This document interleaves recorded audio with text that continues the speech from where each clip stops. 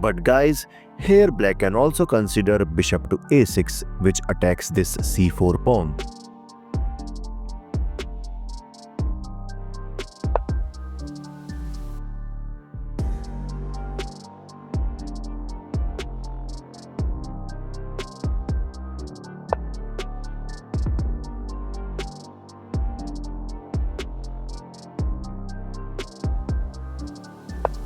Maybe he wants to push c5 in future, attacking this knight.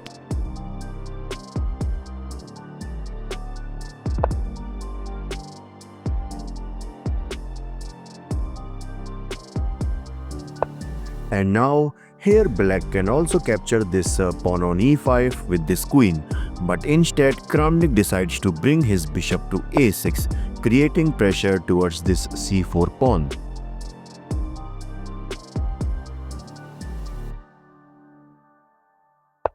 And clearly you can see that white wants to play a5, attacking this knight so that after this knight moves, he can capture this pawn on a7. But Kramnik simply captures on e5, and after that, white brings his bishop to c3, pinning this knight pinning this queen and this rook. But Kramnik finds the best move, which is bishop to b4. Sacrificing his bishop. This is because here after takes, rook at edge goes to e8, attacking this knight, and here white tries to defend this by pushing f3, but Kramnik after this immediately goes for d5 and attacking this knight, and after that here white made an inaccuracy by playing a5. This is because now you can see that black can simply capture this pawn on c4, which will attack this queen. So that's why instead of playing this move a5 in this position, here white must consider capturing this d5 pawn. This is because now black will firstly capture this bishop so that he can ruin the castling chance of white. So that's why white will surely capture this bishop with the rook, not with the king. But guys, that's exactly what black wants. Basically, black is waiting for white to capture this bishop with the rook, knowing that white doesn't want to ruin this his castling chance. Instead of capturing this with a bishop, here it's better to capture with the king, so that because by this king will get out from any further attacks or threats which can be created by black. This is because now black can immediately launch an attack, starting by capturing this pawn on d5 by his knight, which also attacks this queen, giving a free pawn to white. Okay, but simply queen takes a7, but after that queen takes b2, targeting this rook as well as this knight. And now comes the most interesting part of this game. Now here white, you can see that what can white do in this position. One thing is clear, that here white cannot give a check from this queen, because after this you can see that this king can easily get escaped, and you can see that after this king moves, this rook will attack this queen. And you can see that at the end white queen will also gets into trouble.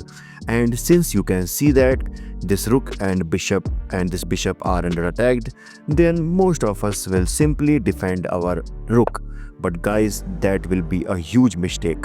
This is because firstly black will capture this bishop on b4 with a check, and after king moves to e2, suppose, now black can actually sacrifice his rook by rook takes e4. This is because after takes, knight to c3 check, king to f2, rook takes d1, rook takes d1, knight takes d1 check, king to f3, and after that white will simply bring his queen to b6, asking for queen exchange, and at the end you can see that black is a knight up. Okay, so let's go back to this move. Yeah, queen takes b4 check. Suppose if instead of going to towards this e2 square, if this king goes to this f2 square, now comes queen to b6 check, asking for queen exchange, takes, takes, and now at the end you can see that black has a strong pawn structure compared to white, and these two powerful pawns on queen side will ensure the winning chances of white.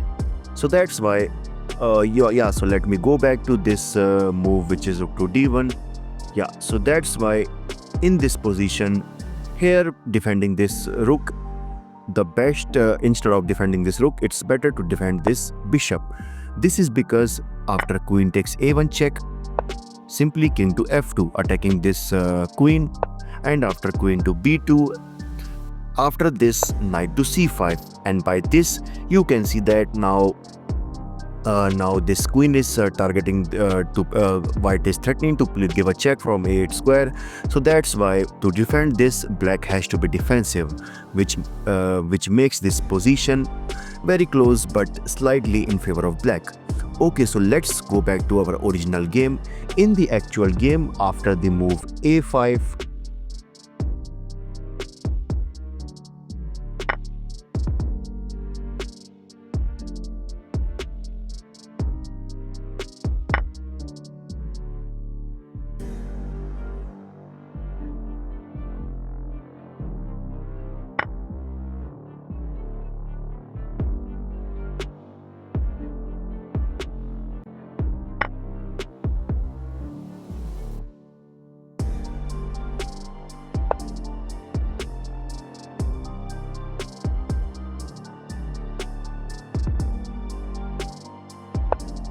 but guys, instead of defending this rook, here white can also play this amazing move, which is bishop takes c4, sacrificing this bishop as well as this rook. And suppose after queen takes a1 check, simply king to f2. And now here the best move for black is to give a check from this d4 square, so that he can also keep an eye towards this weak f6 square, which can be easily attacked by this white knight in future. And suppose if black becomes greedy and instead he decides to capture this rook, now black is gone. This is because now white will give a check from his knight, and after this king moves, simply queen takes c6 check, and if he defends with the rook, then white will capture this. And if he decides to bring his king further, suppose on f5, knight takes h7, and at the end you can see that this queen to f6 will be mate, and clearly this position is in complete favor of black. Okay, so let's go back to this move.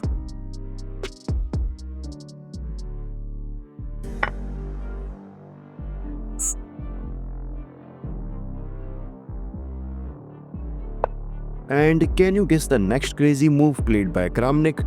You might be shocked that in this position Kramnik shocked everyone by sacrificing his rook by capturing on e4. This is because of the following moves.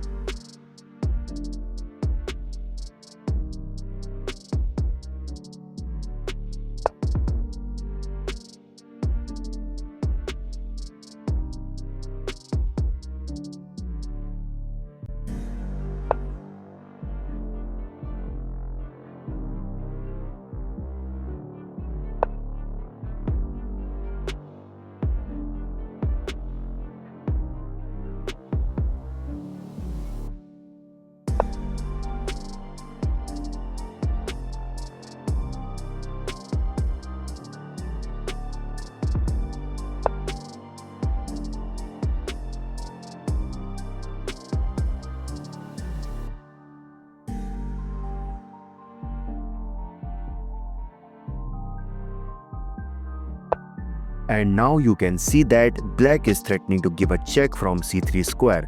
And here the best move for white is to bring back his queen to e2 so that he can guard his king. But instead he blundered by capturing on d5. And after that, here Kramnik immediately brings his queen to c3.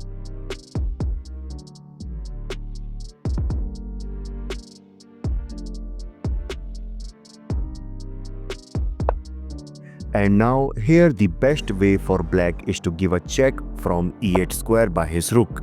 This is because now One thing is clear that white will defend this by his bishop, and but after that simply queen to c1 check, king to f2, and finally queen takes d2. And clearly you can see that black is completely winning. But instead of instead of this giving a check, here Kramnik made a mistake by giving a check from c1 square, and now this position is close to equal. This is because after simply moving his king, if black tries to give a check from e8 square, simply king to f3, and you can see that now there is no more attack.